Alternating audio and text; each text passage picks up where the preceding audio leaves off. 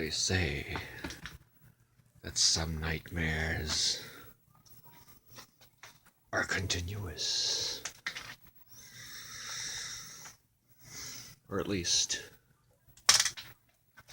damn it, or at least until the budget runs out. But in any event, I digress for the time being.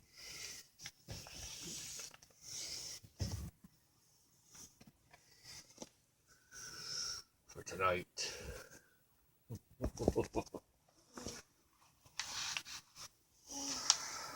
Nightmare's gotta continue somehow, does it not? You can't have the adrenaline pumping without the terror, good people. Greetings, and welcome once again to the demonic dollhouse.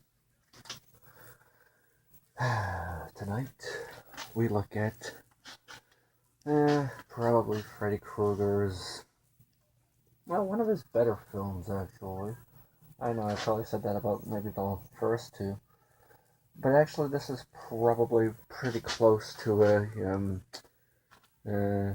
well, I guess you can call it pretty close to an Empire Strikes Back type of film.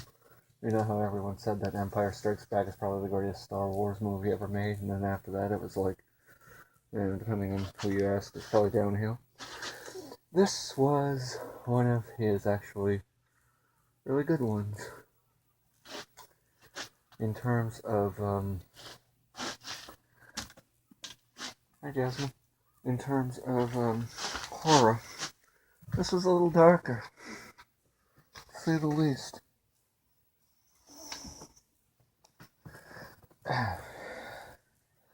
Yeah, this was a bit darker in terms of, there weren't many one-liners, but this is probably the last film in which, before the one-liners were more frequent.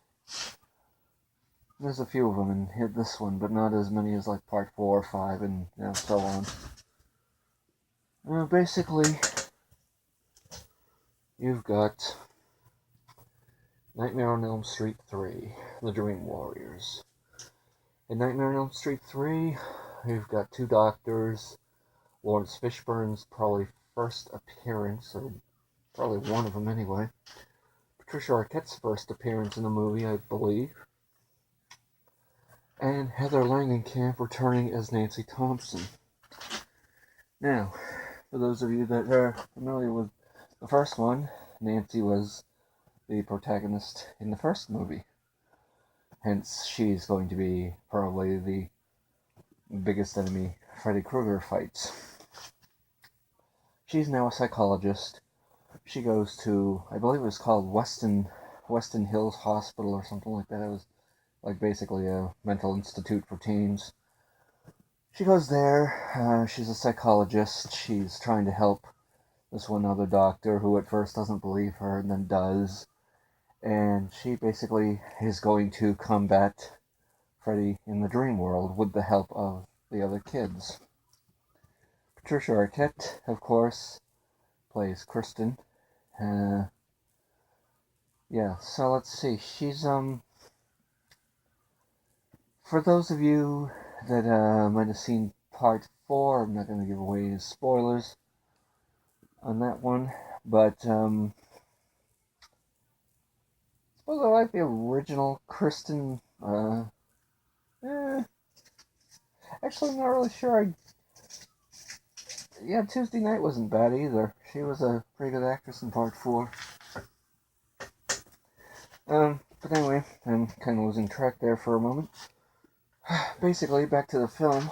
You've got the kids are all haunted, of course, by Freddy, and some of them are dying off, and in some pretty special effects wise, some pretty good ways actually. There was one kid named Philip who was a sleepwalker, who, let's say it was like a puppet strings type of death that he took, with Freddy cutting his wrists and instep veins and, controlling him like a puppet string.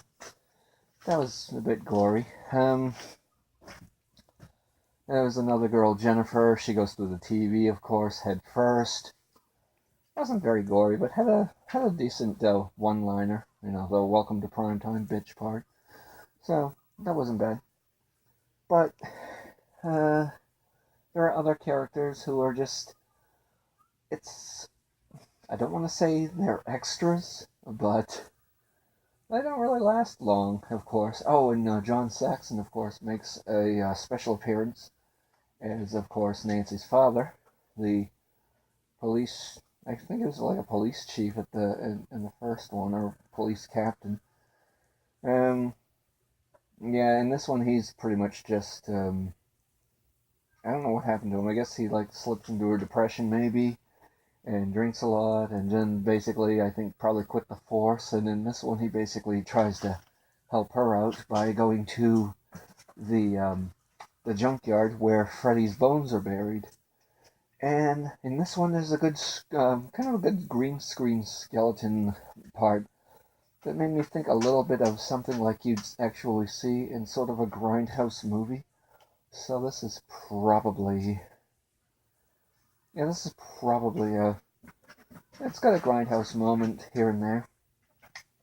Like I said, it's one of his darker films. In this one, you're not going to get very many one-liners, although this is probably the beginning of the one-liner bit. Maybe this in part 2. But as time progresses, of course, you're going to get the one-liners. And I don't know if it kills off the fear factor all that much, or I think it depends. I don't think it hurts it as much as some people would say, but yeah, you're gonna get some people that are either gonna like the wisecracking Freddy, or the ones that are just gonna look at it and go, less talking is more, pretty much. And that's probably what they said about a lot of characters in a lot of films, books, sports, etc. Anyway, part 3. Part 3 doesn't have a memorable soundtrack, to be honest. It's decent, but it's not. I mean, this is 80s, right? You're not going to get much. You're certainly not going to get any, noteworthy. I guess Dawkins is pretty much the only band of noteworthiness. Of course, they do in the title cut "Dream Warriors." Not a bad song. My only gripe with this particular VHS copy that I've got is I don't have the Dream Warriors video, but I could probably find it on YouTube. So, and it's not a horrible video, but at the time, you kind of wish there were other darker bands out there at the time. Like, I think a band like Cradle of Filth would have been great in this type of genre, or a band like, I don't know if the Reboot had like any hardcore metal bands or not. I haven't seen the Reboot. The only thing I know about the Reboot is the guy who played Rorschach in Watchmen plays Freddy Krueger in A Nightmare on Elm Street, the 2014, 2015 edition? I don't know. But in any event, this has been the Demonic Dollhouse. Captain Grindhouse will be returning soon, and I've got 3 more Nightmare on Elm Street films to review. But Captain Grindhouse, I'll be letting him take over in a little bit, because he might have another review in between the 3 that I do.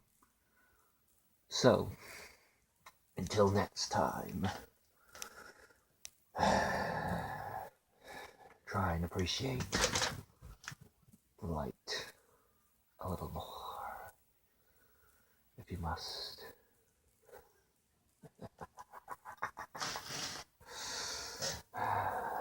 And in the immortal words of one of my favorite wrestling factions, run.